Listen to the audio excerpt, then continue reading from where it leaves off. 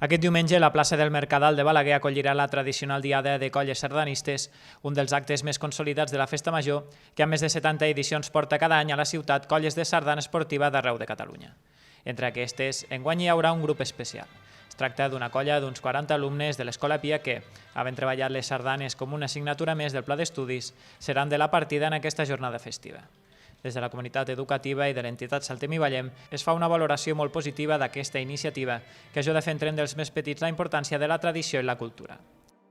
Tenim una hora a la setmana que fem un taller, ho combinem amb el taller de teatre en anglès i fem una setmana sardanes, una setmana el taller d'anglès, de teatre.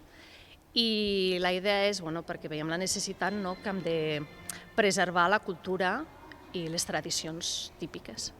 Nosaltres anem per això, perquè sigui una assignatura no només la part pràctica, sinó també la part teòrica, com pugui ser història, com pugui ser el fet de comptar-la i repartir-la amb les matemàtiques, com pugui ser amb educació física amb equilibri, amb psicomotricitat. Hi ha un món impressionant amb sardana.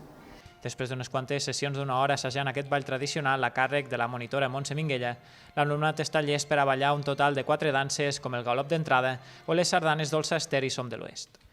Tinc ganes de participar perquè l'any passat ens vam passar molt bé fent sardanes en grup i amb la nostra classe i aquest any ja que ens han convidat a veure si podíem fer el concurs amb ells, m'agradaria tornar a ballar sardanes. A mi també m'ha agradat molt perquè si no s'ho passem tan bé com no s'ho passem aquí als assajos, jo crec que nos ho passarem genial.